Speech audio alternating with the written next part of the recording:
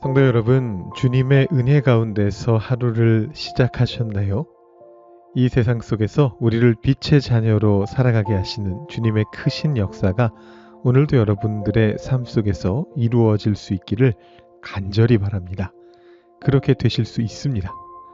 말씀과 기도 가운데서, 찬양 가운데서 은혜의 단비 안에 거하시는 오늘 하루가 되실 수 있기를 소망합니다.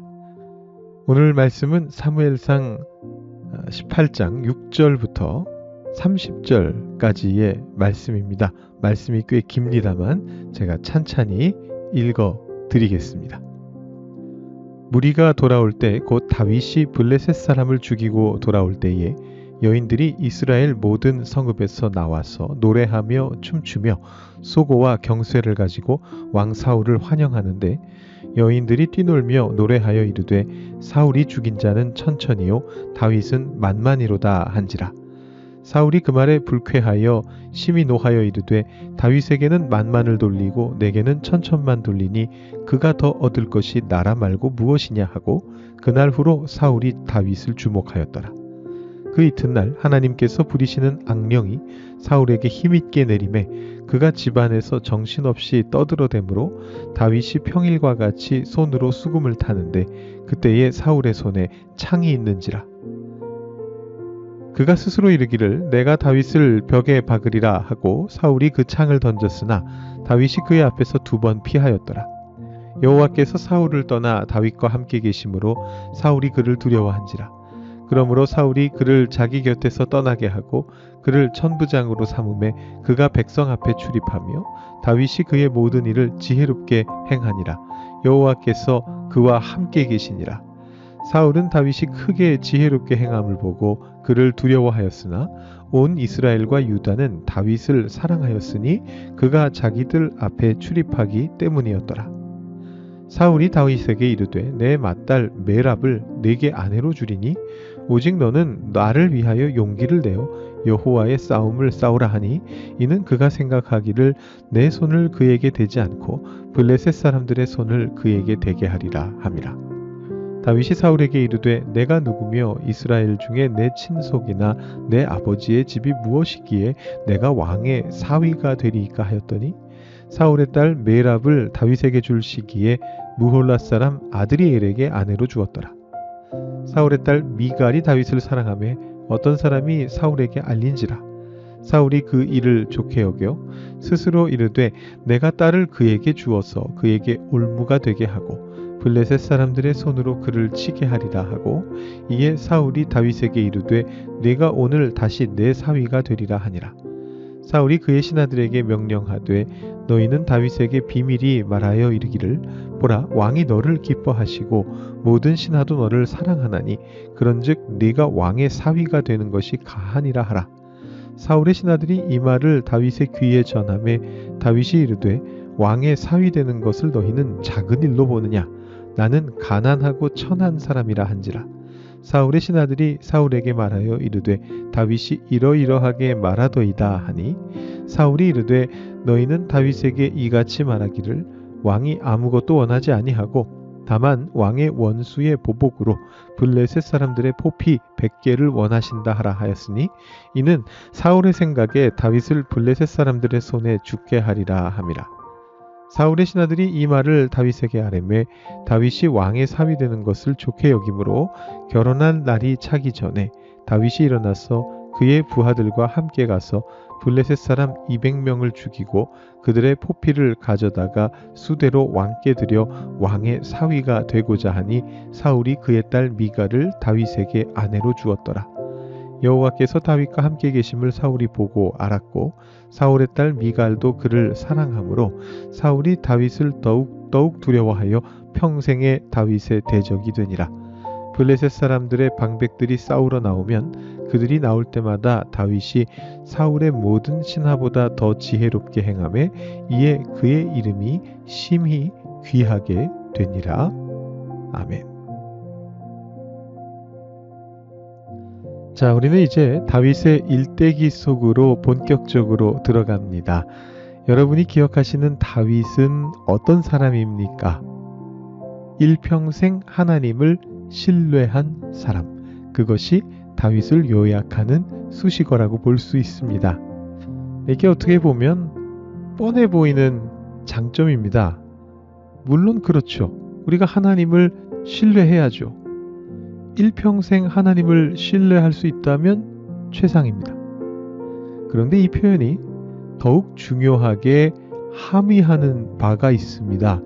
왜냐하면 다윗은 왕이기 때문입니다. 종이 주인을 신뢰한다면 그것은 어색하지 않은 일입니다. 가족들이 가장을 신뢰한다고 하더라도 그리 어색하지 않습니다. 시대가 많이 바뀌어서 이제는 가장이라는 개념이 희미해져 가고 있다 할지라도 그렇습니다. 종업원이 사장을 신뢰하는 것도 자연스러운 일입니다. 그러지 못하는 사장과 그러지 못하는 종업원들이 제 아무리 많다 할지라도 말입니다. 그런데 다윗은 왕입니다. 자기 자신이 가장 신뢰의 대상이 되어야 할 존재입니다. 온 이스라엘의 신뢰를 받아야 하는 것이 다윗의 역할이라고 볼 수 있습니다. 그리고 오늘 말씀에 이런 기록이 있잖아요. 16절에 온 이스라엘과 유다는 다윗을 사랑하였으니 그가 자기들 앞에 출입하기 때문이었더라. 물론 이 표현은 아직 다윗이 왕이 되기 전의 기록입니다만 이 상황은 누가 보더라도 왕이 받아야 되는 그런 어떤 신뢰와 사랑에 대해서 언급하는 것이죠. 그래서 왕인 사울이 이런 모습을 보면서 다윗을 두려워하고 불편해하잖아요. 이 사람이 나의 다음 왕이 될 것 같아서, 자신이 왕위에서 쫓겨날 것 같아서 다윗을 아주 괴롭히기 시작하는 게 이 시점부터입니다. 자, 다윗은 왕으로 세워졌습니다. 그는 권력의 정점에 있고 자신이 누군가를 신뢰하고 의지하기보다는 다른 이들의 신뢰를 받고 그들이 의지하는 것을 받아야 하는 그런 위치에 있습니다. 그런 왕이 겸손하게 하나님을 의지한다는 것입니다. 하나님을 신뢰한다는 것입니다. 여러분, 무슨 왕이 이렇습니까? 이것은 다윗의 장점이자 단점입니다.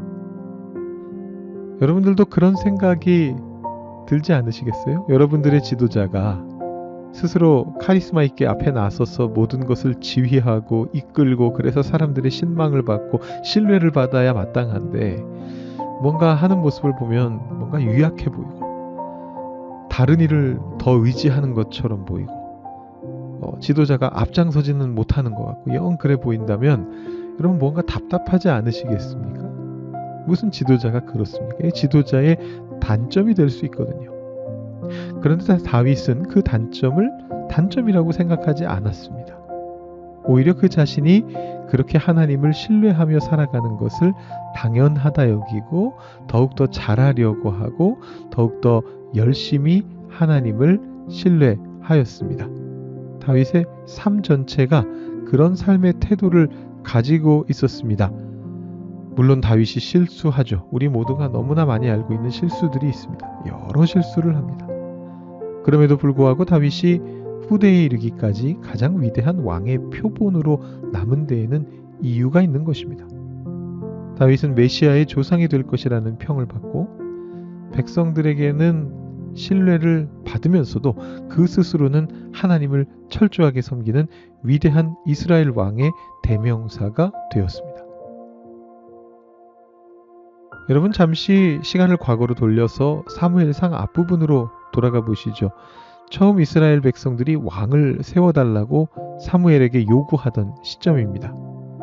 우리는 이미 지지난주쯤에 이에 대해서 다룬 바가 있습니다. 사무엘은 왕을 세우는 것에 대해서 매우 부정적이었습니다. 그렇지만 결국은 백성들의 요구와 여호와 하나님의 승낙 때문에 왕을 뽑아줄 수밖에 없었습니다. 이때 사무엘의 주장이 이런 것이었습니다. 왕을 세우는 것은 하나님의 통치를 거부하는 것이다. 하나님께서 이스라엘을 다스리시는 왕이라는 것을 거부하는 행위다. 사울은 안타깝게도 이러한 사무엘의 부정적인 전망을 그대로 따라갑니다. 처음에는 겸손하였지만 이후로는 안하무인의 아주 교만한 왕으로 바뀌게 됩니다. 그의 권력에 도전하는 모든 존재에 대하여 함부로 창칼을 휘두르는 독재자로 변화합니다. 여러 차례 다윗을 죽이려고 했고요. 심지어 자신의 친아들인 요나단에게도 창을 던졌습니다. 반면에 다윗은 몇 가지 실수에도 불구하고 그 인생의 전반적인 삶의 태도를 통해서 사무엘이 우려했던 바를 거스르는 겸손한 왕으로 남습니다. 하나님의 통치를 겸손하게 인정하고 그를 신뢰하고 의지하는 왕이 되었습니다. 그래서 다윗은 나중에 다윗의 왕조가 멸망한 뒤에도 이상적인 왕으로 그려지고 다시 세워질 왕조의 수장으로 그려집니다. 에스겔서를 보시면요, 다윗의 왕조가 멸망한 뒤에 이스라엘 사람들에게 또 하나님께 다윗이 어떤 대우를 받았는지 쉽게 확인하실 수가 있습니다. 제가 에스겔 34장 23절부터 24절 말씀을 한번 읽어드립니다. 내가 한 목자를 그들 위에 세워 먹이게 하리니 그는 내 종 다윗이라. 그가 그들을 먹이고 그들의 목자가 될지라. 나 여호와는 그들의 하나님이 되고 내 종 다윗은 그들 중에 왕이 되리라. 나 여호와의 말이니라. 호롯이 됩니다. 다윗의 왕조가 이미 멸망한 시점인데 하나님께서 이렇게 말씀하시는 거예요. 제가 앞에 띄워드리지는 않았습니다만 37장에도 거의 비슷한 표현이 나옵니다. 제가 37장 24절 25절도 한번 읽어드립니다. 에스겔서입니다. 내 종 다윗이 그들의 왕이 되리니 그들 모두에게 한 목자가 있을 것이라. 그들이 내 규례를 준수하고 내 율례를 지켜 행하며 내가 내 종 야곱에게 준 땅 곧 그의 조상들이 거주하던 땅에 그들이 거주하되 그들과 그들의 자자 손손이 영원히 거기에 거주할 것이요 내 종 다윗이 영원히 그들의 왕이 되리라. 이 비전 가운데에서 다윗의 자손 예수 그리스도께서 우리에게 메시아로서 우리의 왕으로서 오신 것입니다. 우리가 이 대림절에 바로 그 왕으로 오신 예수님을 생각하고 있잖아요. 그 비전이 다윗의 이 모습으로부터 시작된 것입니다. 하나님을 신뢰했던 왕입니다. 다윗이 하나님을 신뢰했다라는 것이 단순한 그의 어떤 성품에 대한 묘사라고 볼 것이 아니고 크리스천이라면 그냥 마땅히 따라야 되는 아주 단순한 윤리적인 태도라고 말하는 게 아니라는 것을 여러분 이제 아실 수 있으시겠죠. 다윗이 하나님을 신뢰한 것은 모든 왕들과 지도자들이 따라야 할 표본이었고 이 땅에서 우리들의 삶 위에 우리가 속한 공동체의 미래 위에 하나님께서 통치하심을 보여주는 징표였습니다. 우리의 삶 위에도 이러한 하나님의 통치하심의 징표가 나타나기를 원합니다. 하나님 앞에 엎드려 기도하고 하나님의 뜻을 따라 이 땅을 살아가려고 애쓰며 지속적으로 그분의 손을 의지하고 그분께 붙들리는 삶의 태도를 가지고 살아가는 동안에 여러분들의 인생 속에 하나님의 나라가 임할 것이고 우리 교회 위에 하나님의 통치가 이루어질 것입니다. 여러분 그 비전을 바라보시면서 오늘도 여러분에게 임하시는 하나님의 나라를 기대하고 기다리며 살아내시는 귀한 대림절의 여러분들이 되실 수 있기를 축복합니다. 기도하겠습니다. 은혜가 풍성하신 하나님 감사합니다. 우리들의 인생을 굽어 살피시고 우리들의 삶 속에 임하시며 우리의 손을 붙잡아 주시는 것을 우리가 깨달아 알게 하시니 감사합니다. 다윗처럼 하나님을 우리의 왕으로 삼고 하나님께 의지하며 하나님을 신뢰하는 삶을 계속해서 살아갈 수 있기를 간절히 소망합니다.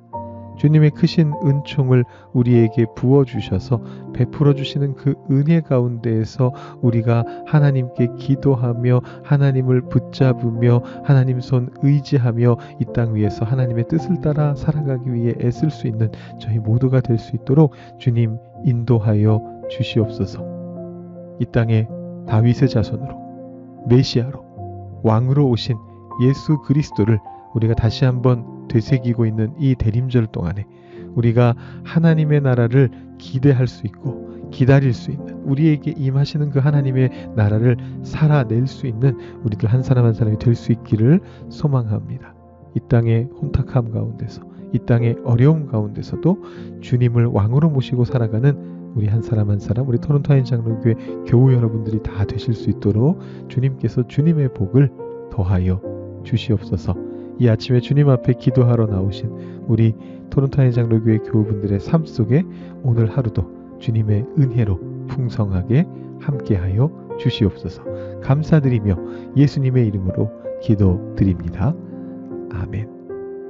계속해서 조금 더 기도하시고 묵상하시고 오늘 하루 시작하실 수 있기를 바랍니다.